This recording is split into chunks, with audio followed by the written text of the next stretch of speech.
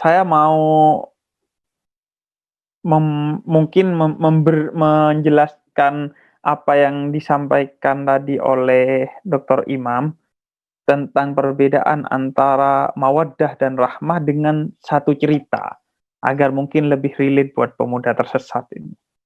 Jadi gini, ada kisah seorang kakek dan nenek yang sudah berumur 80 tahun, dia menikah kurang lebih 60 tahun, hampir 60 tahun mereka sudah menjalani mahligai, pernikahannya. Dan dari awal pernikahan sampai 60 hampir 60 tahun usia pernikahan, salah satu kebiasaan suami istri ini, si nenek ini membuatkan sendiri kopi suaminya. Nah, dulunya dia buatkan, karena kata dia, kopi dimanapun yang saya temui tidak pernah seenak kopi yang dibuat oleh istri saya sendiri. Jadi kopi terenak itu kopinya istri saya sendiri, kata dia. Jadi dia gak mau minum kopi lain. Karena itu dia kalau kemana-mana ngisi seminar sebelum ada pandemi, dia seminar keluar kota, keluar pulau, istrinya diajak. Karena kalau enggak dia gak bisa ngopi. Karena kopi terenak, kopi dari istrinya. Karena pas semuanya, gulanya, kopinya, dan airnya. Sampai ketika sudah tua, suatu hari si kakek ini pengen kopi sore-sore. Kemudian ketika pengen kopi, dia minta kepada istrinya. Kemudian kata anaknya, karena ibu sudah tua, kata dia, lebih baik saya saja yang bikinin kopinya. Oh enggak, kata kakek ini. Saya gak pernah mau kopi kecuali kopi ibumu yang membuatkan. Jadi di awalnya, itu karena sudah minum kopi maunya dari ibunya. Akhirnya ya ibunya dengan senang dia. Walaupun dia sudah ringkih, dia tetap dengan senang ke dapur dan membuatkan. Sambil ditemani oleh anaknya karena khawatir takut jatuh atau apalah karena sudah tua. Dan karena sudah penglihatannya sudah tidak normal, si nenek ini, dia mau ngambil gula salah ke garam. Dia ambil garam itu, kemudian dia masukkan ke gulanya. Si anaknya mau negor tapi gak enak. Ya sudahlah, kata anaknya, biarkan saja. Akhirnya diaduklah itu kopi rasa garam. Dan kemudian disajikan kepada si kakeknya. Kata anak ini, ya sudahlah, nanti pasti cicipi pertama, pasti kerasa garamnya dan pasti akan dimuntahkan lagi itu kopi. Ketika disajikan kepada kakeknya, kemudian diminum oleh kakeknya, diseruput. Ternyata bukan hanya sekali, 2 kali dan 3 kali sudah kaget si anaknya. Kok gak merasakan asin sama sekali. Malah setelah 3 seruput diletakkan lagi itu kopi, kemudian kata kakeknya, kopi buatanmu dari dulu tidak pernah berubah, selalu enak. Nah, ini yang membedakan antara mawaddah dan rahmah. Dulu kopinya betul-betul enak karena takaran airnya, takaran kopi, dan takaran gula dari si nenek yang masih muda ini pas. Tapi ketika sudah tua, walaupun salah mau ngambil gula, kenanya ke garam, tetap di lidah seorang kakek ini terasa enak. Karena kenapa? Karena sudah ada rahmah, sudah tidak ada tuntutan kepada si nenek ini. Yang ada cinta yang sudah tulus, yang bukan karena hal-hal yang sifatnya materi seperti yang disampaikan oleh Dr. Imam tadi. Jadi itu perbedaannya. Jadi kunci kelanggengan satu rumah tangga itu memang punya kualitas cinta yang basisnya adalah rahmah. Dan sebenarnya itu jalan terseksi menuju Allah Subhanahu wa Ta'ala menurut saya. Karena kenapa? Karena ya kita ini kalau jalur amal itu kayaknya ya repot masuk surga lah. Repot sekali masuk surga. Karena bayangin, Nabi Adam itu melakukan satu kesalahan, dikeluarkan dari surga. Kita yang tiap hari bikin kesalahan kok pengen masuk surga, kan rasanya repot. Masuk surga lewat jalur amal itu repot kayaknya. Bayangin, Nabi Adam itu hanya karena metik 1 buah saja keluar dari surga. Sedangkan kita di pesantren dulu, atau teman-teman yang di pesantren sekarang, hampir tiap hari nyuri buah-buahan di pesantren itu, yang biasanya mangga kalau musim mangga, atau durian kalau musim durian, terus berharap masuk surga. Nabi Adam aja yang metik 1 aja keluar dari surga ini, apalagi yang banyak nyuri mangga di pesantren itu, mau masuk surga kok rasanya mustahil gitu. Intinya kalau jalur amal ini kayaknya kita mustahil untuk masuk surga. Jadi paling enak sebenarnya masuk surga itu jalur cinta tadi. Jadi kan sebenarnya mahligai pernikahan itu eh, pendidikan untuk kita mencapai cinta yang paling tinggi, yaitu rahmah.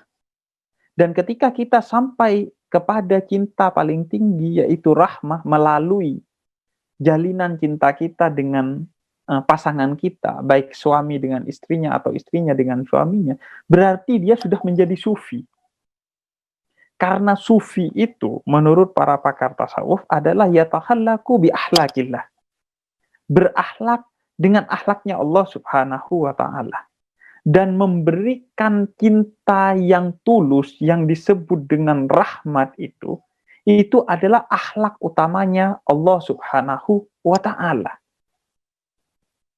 Jadi kalau kita mencintai istri kita secara tulus, pokoknya sampai ketika dia buatkan kopi rasa garam tetap rasanya manis di lidah kita, itu kuncinya. Berarti kita sudah puncak sebagai seorang sufi itu. Nah, itu berarti kita sudah berakhlak dengan akhlaknya Allah Subhanahu wa Ta'ala. Karena memang akhlaknya Allah yang utama adalah rahmat. Karena itu paling sedikit kan menurut para ulama, sifat dan nama Allah itu ada 99. Itu paling sedikit sudah yang dirangkum oleh ulama. Nah, dari 99 itu kalau dirangkum adalah Ar-Rahman dan Ar-Rahim.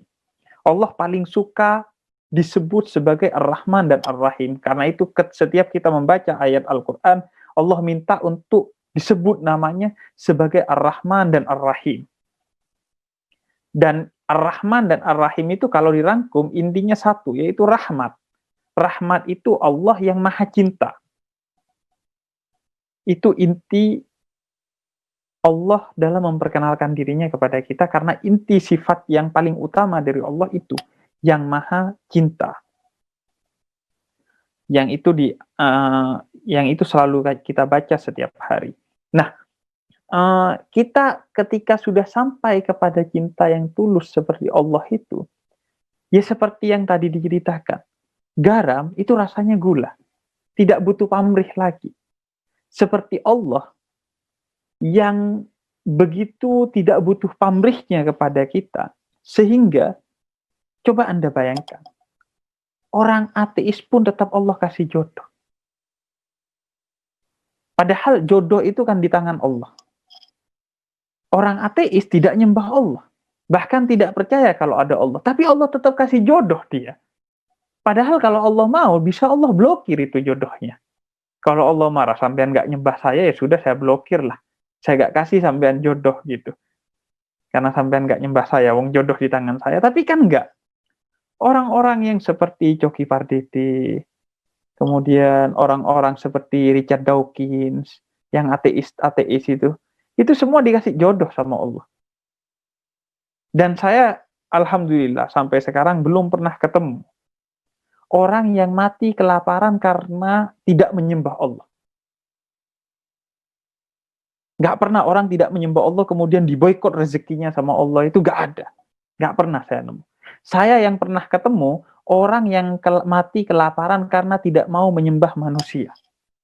Karena tidak mau menjilat bosnya, karena tidak mau mengagung-agungkan tuannya, karena tidak mau meminta-minta kepada si kaya, seolah-olah si kaya ini tidak berkewajiban untuk membantu orang miskin sehingga kemudian dia mati kelaparan.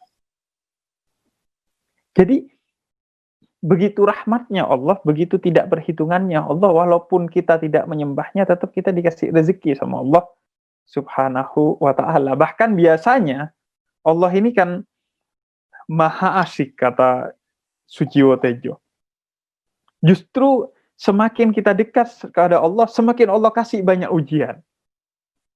Para nabi dan para rasul itu kan paling banyak ujiannya. Karena kata Allah, kalau mau dekat dengan saya, ya ujiannya harus banyak untuk menilai ketulusan cintanya tadi. Ibarat kita ke perempuan, kalau ingin membuktikan cinta kita, pasti ujiannya banyak, rintangannya. Minimal setiap malam minggu martabak manis 1 bungkus. Itu sudah minim itu sudah. Jadi kalau tulus itu pasti ujiannya semakin banyak. Nah, rahmat itu adalah sifat utamanya Allah, nama utamanya Allah, keinginan pertama. Allah dikenal dan utama dengan cinta tadi. Dan bukan hanya itu, tapi cinta ini menjadi hal yang paling utama dalam setiap ketetapannya Allah Subhanahu wa taala, dan itu adalah janji Allah di dalam Al-Qur'an.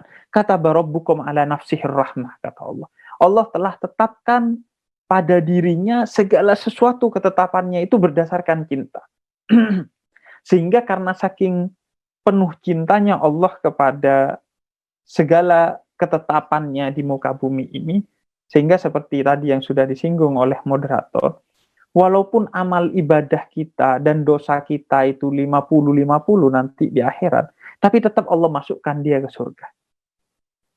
Karena apa? Karena rahmat, karena cintanya Allah Subhanahu wa ta'ala.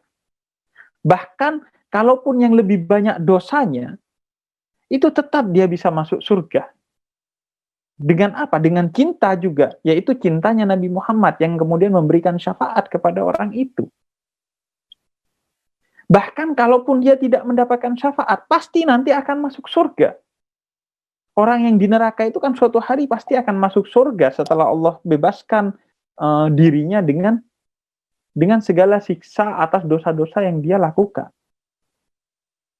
Tapi orang yang sudah di surga gak pernah ada ceritanya karena di surga kamu minum bir nanti saya turunkan ke neraka. Kan gak ada, kan itu simbol cintanya Allah. Yang di bawah bisa naik, tapi yang di atas gak bisa turun, walaupun aneh-aneh nanti yang di atas itu ngapain di surga itu.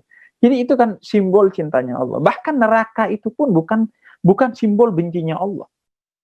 Neraka itu Allah bikin karena walaupun dipaksakan, Allah itu inginnya semua orang masuk surga. Tapi kalau orang yang penuh dosa itu dimasukkan ke surga, kasihan kata Allah. Karena Anda pasti akan tersiksa nanti di surga. Contohnya begini. Contohnya seperti anak kecil yang sedang flu. Es krim itu surga, enak. Tapi kalau dimakan saat kita sedang flu, itu akan menyiksa kita. Jadi kenikmatan itu akan menyiksa kita ketika dia diberikan kepada orang yang tidak tepat, yaitu orang yang penuh dosa misalnya. Atau misalnya begini, ada kisah seseorang yang sedang punya rumah baru dengan kolam yang indah. Kemudian dia undang semua temannya untuk datang pesta syukuran rumahnya. Dia punya anak 1, baik masih kecil. Kemudian baru rumah itu dibangun oleh dia. Kemudian ketika ngelayani tamu, anaknya sedang dia gendong, anaknya minta turun, dia biarkan anak itu lepas. Kemudian anak itu bermain dan tercebur ke kolam, karena sedang ramai, nggak ada yang tahu, akhirnya tenggelam dan meninggal. Begitu meninggal, ramai, dia datang, si ayahnya, dia ambil anak itu kolam, ternyata telah mati. Malam itu juga semua tamu diusir, dan malam itu juga kolam itu dihancurkan, dan semua rumahnya dihancurkan oleh sang ayah sendiri yang sedang syukuran membanggakan rumah dengan kolamnya tersebut. Jadi itu kan kenikmatan, rumah mewah dan kolam. Tapi karena dia sedang merasa salah, karena anaknya tercebur ke kolam itu, kenikmatan itu tidak terasa. Justru dia akan sakit ketika dia ketika dia tetap berada di rumah dengan kolam itu. Karena dia akan terus teringat-ingat kepada anaknya. Nah begitu seorang pendosa. Allah pengen masukkan dia ke surga, tapi kasihan, tersiksa nanti. Orang-orang yang pemuda tersesat ini, kalau dipaksakan masuk surga, Anda gak akan nikmat di sana, akan tersesat nanti di sana. Nah, jadi neraka pun itu bukan simbol kemarahan atau kebenciannya Allah kepada kita. Tapi neraka pun itu adalah simbol kasih sayangnya Allah Subhanahu wa ta'ala. Agar ketika kita masuk surga, itu benar-benar nikmat di surga. Karena kasihan Allah sama kita gitu. Kan nggak enak nanti Anda masuk ke surga gitu, padahal penuh dosa. Kemudian di sana ada Rasulullah, ada para sahabat, ada keluarga Nabi Muhammad, ada orang-orang soleh. Terus kucul-kucul tiba-tiba Anda masuk. Nah, Anda ngapain ke sini? Kata kata mereka ini orang-orang mulia. Anda jadi minder nanti. Ibarat kata Anda nilainya 6, tapi dimasukkan ke kelas yang isinya anak-anak pintar yang nilainya 9 dan 10. Nggak enak Anda pasti minder di sana. Pasti dikucilkan, pasti nggak ditemenin. Ah, dasar bodoh ini, jangan-jangan ini masuk jalur sini, jalur nggak jelas ini. Jadi, makanya Allah memasukkan orang ke neraka agar dia pantas masuk surga nanti. Bukan karena Allah benci. Kalau Allah memang pendendam dari awal, Allah sudah hajar kita di dunia. Nah, itu sifat segala ketetapannya Allah itu atas dasar cinta. Dan ini sebenarnya bukan hanya karena cinta itu Allah katakan bahwa sedari awal kita itu diciptakan dengan cinta oleh Allah Subhanahu wa taala. Sehingga prinsip cinta ini bukan hanya ada pada Islam atau ada pada orang Islam. Cinta tidak punya agama, namun semua agama memiliki cinta. Oleh karena itu sejak sebelum Islam, di era Yunani kuno, itu sudah dikatakan bahwa segala sesuatu, kata para filosof baik sebelum Aristoteles mau sampai era Plato dan Aristoteles, itu dikatakan bahwa dunia ini bergerak karena cinta. Karena kekuatan cinta. Dan begitu juga Jalaluddin Rumi. Jalaluddin Rumi itu pernah menulis satu puisi. Saya bacakan. Akan kusampaikan kepadamu bagaimana Allah menciptakan manusia. Dia menghembuskan ke tanah asal kejadiannya nafas-nafas cinta. Kusampaikan kepadamu mengapa planet beredar pada garis edarnya. Itu karena singgasananya diliputi pancaran cinta. Kusampaikan kepadamu mengapa angin pagi berhembus segar. Itu karena ia ingin bangun mengecup kembang-kembang cinta. Kujelaskan kepadamu semua teka-teki wujud. Jawaban setiap teka-teki tak lain kecuali cinta. Segala sesuatu itu beredar, bergerak, itu karena cinta. Baik menurut orang-orang Yunani kuno, baik menurut para sufi dan tokoh-tokoh Islam, dan menurut Al-Quran dan Sunnah, semua itu bergerak atas dasar cinta. Dan bahkan yang paling simpel saja, soal kita pacaran ini, pergerakan kita saja itu kalau dengan cinta akan berbeda. Misalnya, teman-teman yang di Situbondo itu mencintai seorang perempuan yang berada di Surabaya misalnya atau di Gresik. Itu sebelum punya pacar di Gresik atau di Surabaya, itu Surabaya atau Gresik terasa jauh sekali, apalagi kalau naik sepeda motor. Mau pergi ke Gresik atau ke Surabaya untuk menemui temannya itu hitung-hitungan. Tolak anginnya berapa? Setelah masuk angin nanti beli tolak angin berapa? Belum lagi antalginnya kalau sakit kepala. Belum lagi bensinnya. Wah, gak jadi deh. Coba bulan depan aja. Bulan depan mikir lagi. Akhirnya sampai ketemu Idul Fitri, akhirnya ketemu di kampung. Gak pernah ke Surabaya atau Gresik. Karena yang mau didatangi teman. Tapi begitu setelah Lebaran dapat cem-ceman, dapat pacar di Gresik atau Surabaya. Setiap hari dia ke Surabaya naik sepeda motor, gak pakai masuk angin, gak pakai sakit kepala, gak pakai perhitungan. Setiap hari dia pergi ke sana. Itu karena apa? Karena kekuatan cinta. Bahkan sudah mau pulang, di pagar aja bisa 1 jam. Si ceweknya nganter pulang, di pagar itu masih cari-cari alasan dia. Ngomongin ini dan itu, ngalur ngidul. Untuk apa? Untuk memperpanjang lebar karena cinta. Nah, bayangin kalau hubungan kita dengan Allah itu seperti itu, dilandaskan dengan cinta. Bayangkan. Rakaat pertama, waladhdallin, amin, bismillahirrahmanirrahim, alif lam mim, 1 juz. Karena kenapa? Ingin berpanjang lebar kepada Allah. Karena ketika sholat kan kita sedang bertemu dengan Allah. Pengen lama dalam pertemuan dengan Allah. Karena sang pecinta sedang menemui yang dicinta. Seperti seorang cewek dan cowoknya di pagar rumah depan rumah ceweknya. Tapi kalau kita kan sekarang sholatnya masih sholat mawaddah tadi, kata Dr. Imam. Sholatnya sholat mawaddah. Dari mana tahu bahwa sholat kita sholat mawaddah? Lihat aja, pasti suratnya kulhu.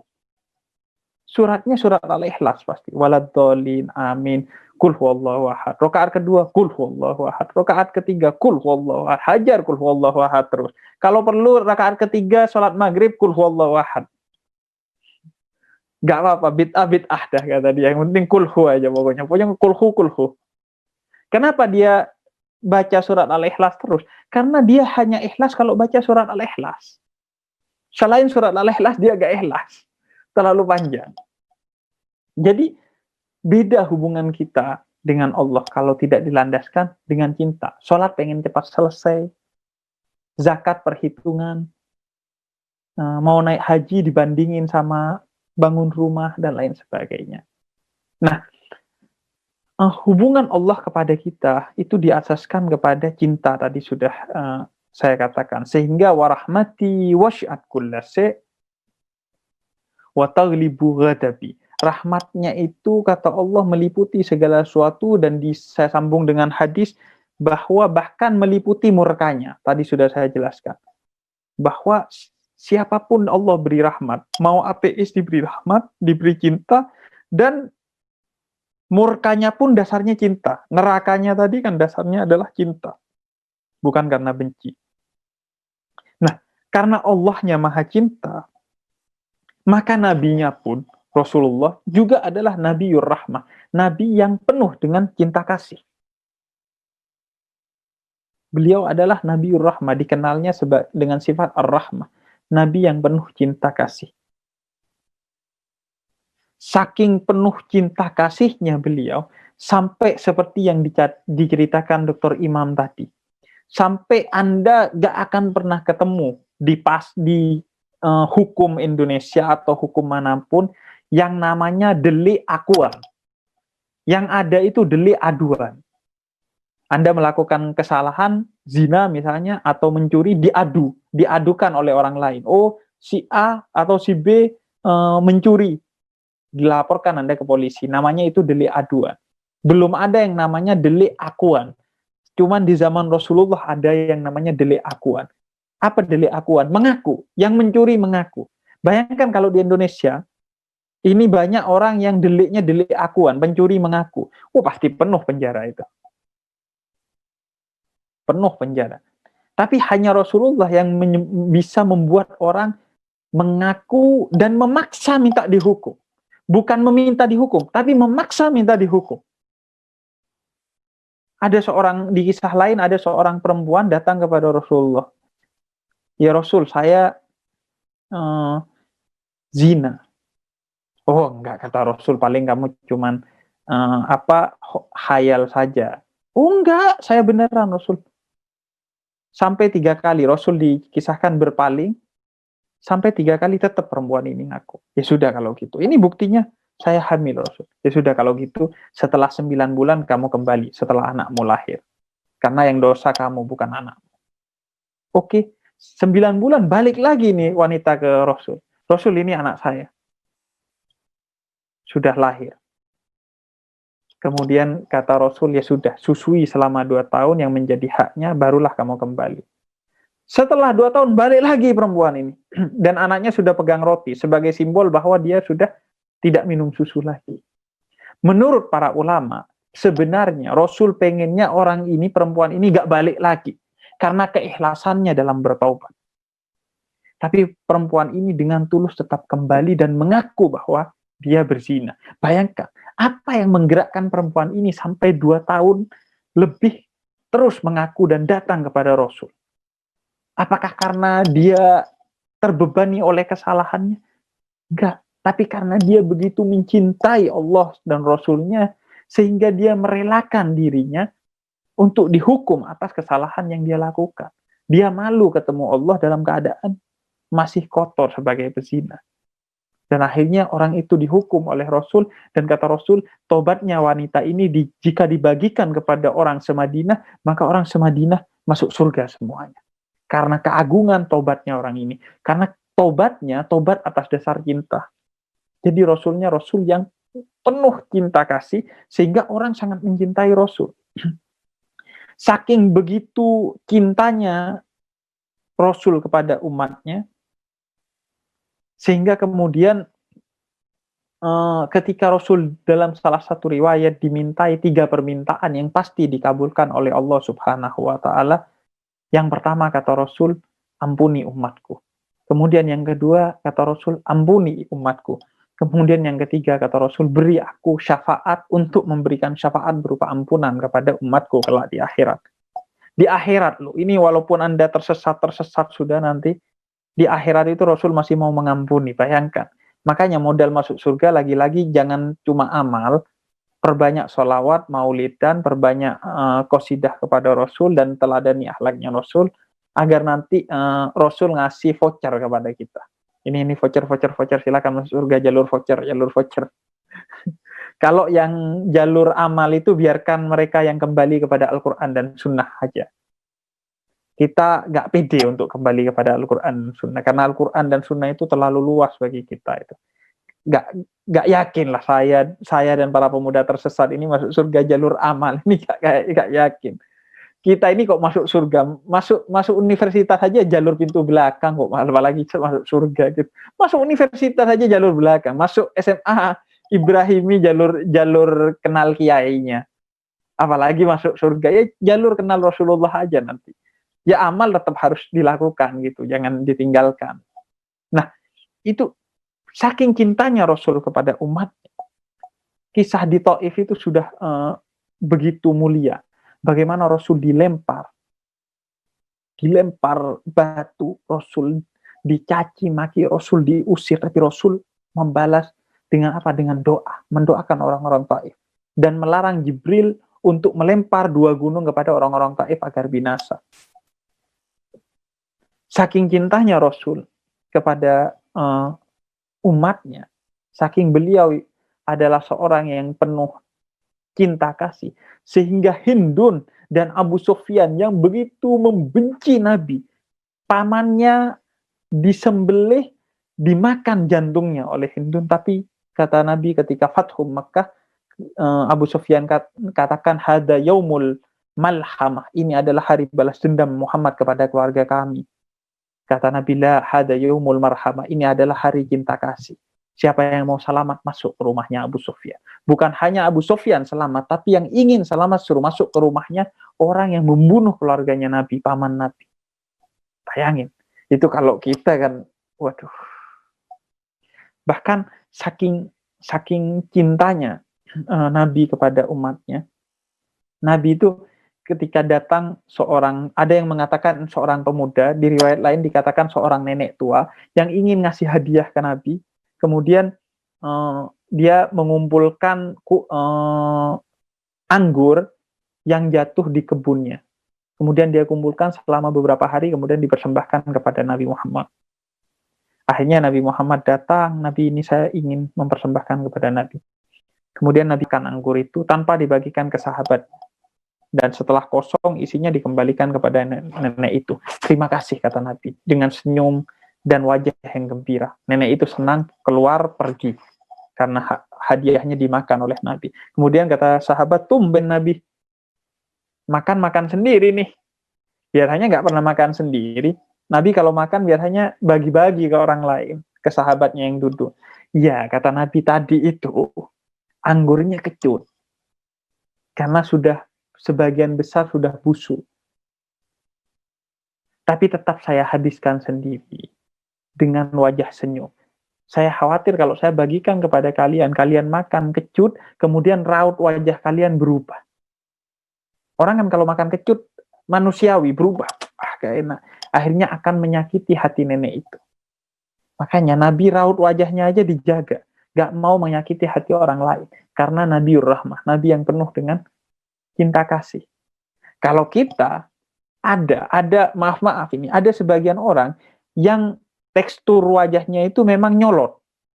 Sudah dari sononya, cetakannya memang begitu. Teksturnya itu pokoknya kayak nantang terus. Itu sudah begitu, masih gak dihiasi dengan senyum. Nabi aja yang wajahnya sudah ganteng, tampan, indah, itu masih selalu hiasi dengan senyum. Ini ada sebagian orang yang mukanya sudah nyolot, masih gak senyum. Waduh, itu repot. Mau masuk jalur surga jalur mana itu nanti orang itu repot nanti. Nah, itu Nabi Muhammad, Nabiur Rahman, Nabi yang penuh dengan cinta kasih. Karena itu, maka kita sebagai umatnya Nabi Muhammad tidak akan sampai pada satu kemuliaan kalau rasa cinta dalam dada kita itu hilang. Karena cinta ini sifat utama Allah, sifat utama Nabi Muhammad. Karena itu Habib Abdul Qadir Jeddah, itu Habib Abdul Qadir Jeddah pernah setelah turun sholat Jumat, beliau khutbah diantarkan oleh para muhibbinnya, kemudian sampai ke mobil, muhibbinnya nutupin pintunya, menutupkan pintunya kan. Biasa para muhibbinnya itu mengantarkan ihtiroman ke Habib, ditutupkan pintunya. Padahal Habib Abdul Qadir masih pegang bagian atas mobilnya, ditutup aja pintu itu sehingga kejepit tangannya Habib Abdul Qadir. Tapi para muhibbinnya nggak tahu. Dan Habib Abdul Qadir nggak bilang apa-apa. Habib Abdul Qadir tetap senyum dan akhirnya jalan mobil itu. Jalan supir jalan dengan senyum. Kemudian sampai 1 kilo kata Habib Abdul Qadir, berhenti supir. Kenapa Habib, ini saya mau buka pintu karena tangan saya kejepit. Ya Allah, berdarah. Kemudian kata supirnya, kenapa gak bilang dari tadi Habib? Kalau saya bilang tadi di tengah muhibbin saya pasti akan kecewa. Pasti akan bersedih.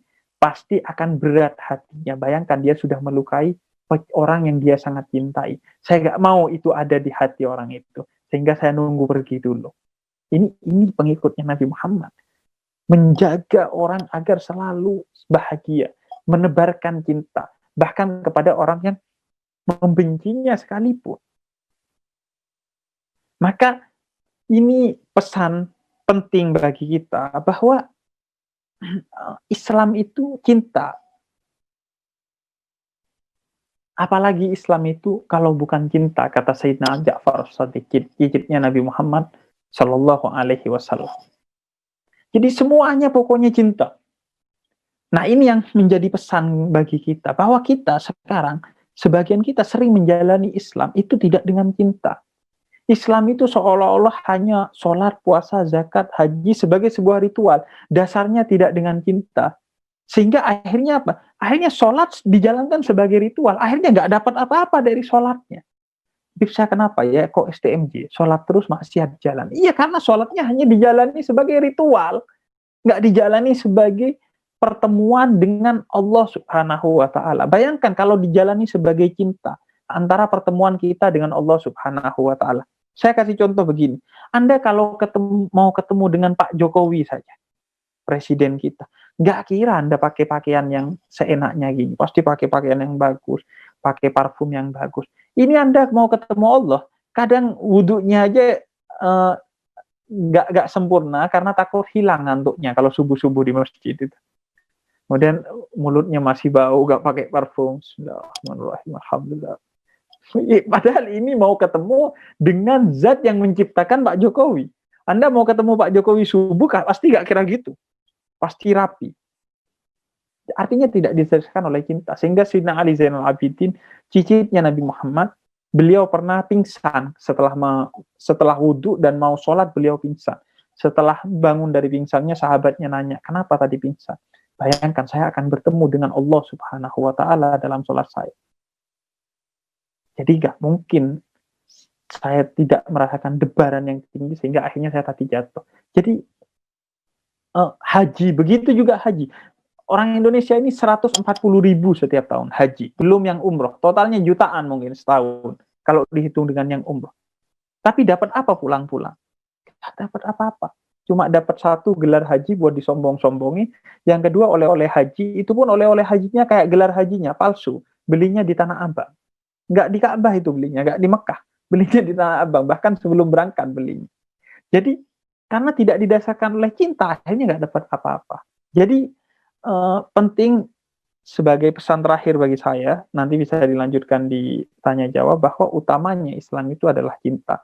Sholat, puasa, zakat, haji, apapun dari ritual kita, kalau tidak didasarkan karena cinta kepada Allah, maka itu palsu, dan karena palsu, dia tidak akan mendapatkan rahmat, tidak akan mendapatkan cinta dari Allah. Ingat, surga itu bukan karena amal kita, kata hadis Nabi, tapi karena rahmat, karena cintanya Allah kepada kita. Jadi dia hanya bisa dibeli dengan cinta juga. Mata uangnya adalah cinta.